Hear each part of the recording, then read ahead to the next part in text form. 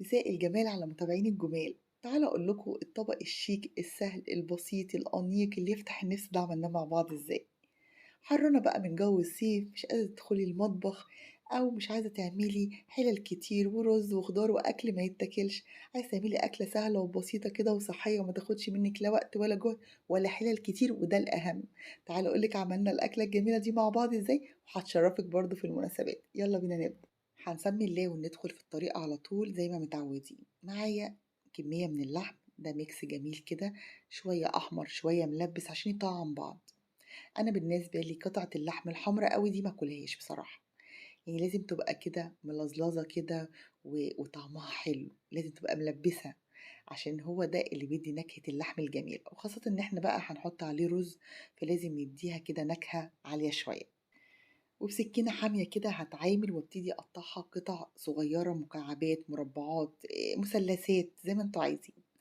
المهم هجيب قطعة اللحمة بقى الملبسة الجميلة دي وأقطعها بنفس التقطيعة دي كده، عشان اللحم كله يطعم بعض ويطلع في الآخر نكهته وريحته جميلة. تمام. هكمل بنفس الشكل ده لحد ما أخلص الكمية بتاعتي كاملة. طبعا يفضل انكم تجيبوا حتة لحم كده اللي هي تستوي بسرعة، يعني الجزار يقطع لكم حتة لحم متاخدش تسوية كتير. والكمية بقت جاهزة معايا بالشكل ده في طاسة على نار عالية، وهنزل بطبقة من الدهون على شوية صغيرين جدا من الزيت عشان ما تتحرقش. وبعد ما تتشوح هنزل باللحم بتاعتي بالشكل ده كده.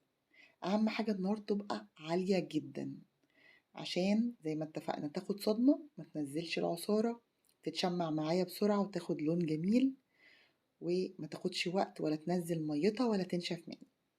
شوية من الملح، فلفل اسود، ده طبعا بعد ما خدت اول تشويحة يعني اتشوحت وخدت صدمة.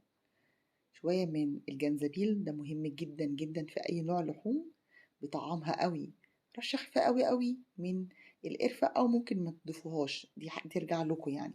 هو الاساسي ملح فلفل جنزبيل في اي لحوم.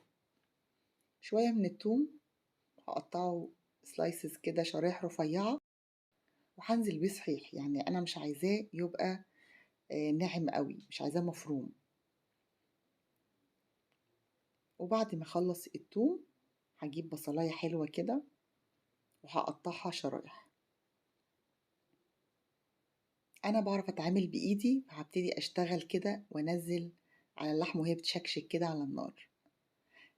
طبعا اللي ما بيقدرش يشتغل بايده مش عايزين هزار، بلانشة وابتدي اقطعها على طول. بعد ما اتشوحت شوية كده، طبعا النار العالية بتفرق معايا وبتنجز معايا جدا، هغطيها تكمل برضو تشويح. ابتدت تشكشك كمان اكتر كده، متهيألي اتشوحت تمام وريحتها ابتدت تظهر ما شاء الله. هنزل بقى بمية من الكتل، لازم تبقى المية مغلية، وهغطي عليها تاني وهسيبها بقى على نار متوسط. تعالوا بقى نشوف الرز. حلة فيها شوية من الزيت، وطبعا حطينا لها زي ما انتم شايفين نص معلقة من الملح في الأول خالص. والرز البسمتي غسلته كويس وهبتدي أنزل على طول. أنا مش هضيف للمية دي أي حاجة ولا أي توابل ولا بهارات ولا أي حاجة. ليه؟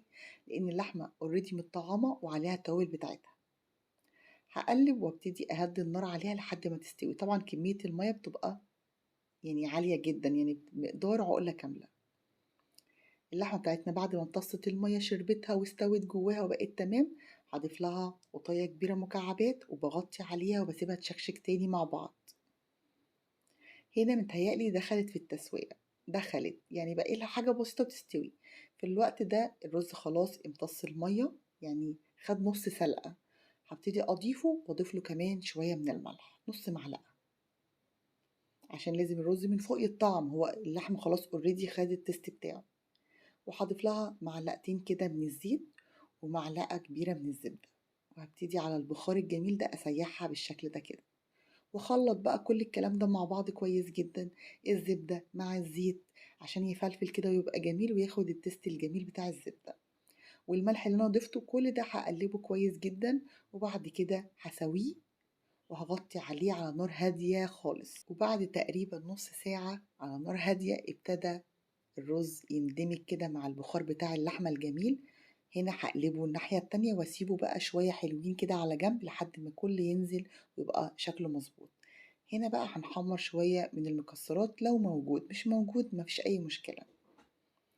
شوية من اللوز طبعا أنا سلقته الأول وقشرته، وشوية زيت كده مع زبدة هبتدي أحمره بالشكل ده. ما بياخدش وقت على النار، حاجة بسيطة. أول ما اللون يبتدي ياخد اللون الجولدن الجميل ده هبتدي أنزل بالزبيب. الزبيب بالظبط على حرارة النار، يعني ما بعليش، مجرد ما بنزل الحرارة بتخليه ينتفخ كده وبطفي عليه في ساعتها، يعني ما بياخدش بالظبط مني دقيقتين. لازم أشيله على طول عشان ما يتحرقش، يبقى لونه فاتح وجميل زي ما انتوا شايفين كده. وهبتدي أزين الطبق بتاعي بعد ما رفعت الطاسة، وابتدي أساوي الأحرف عشان يبقى شكله جميل بالشكل ده. هينفعك جدا في أي مناسبة، من غير مناسبة هتتبسطي انت وولادك. اعمليه. كسرته باللون الأخضر الجميل ده، طبعا عاملة طبق سلطة خضراء جميل عشان يبقى الوجبة متكاملة وصحية. يا رب وصفة النهاردة تكون عجبتكم. مش هقول لكم بقى لايك وشير كتير عشان الاهتمام ما بيتطلبش. كانت معاكم سما العرايشي، ولا لقاء في فيديو آخر. باي باي.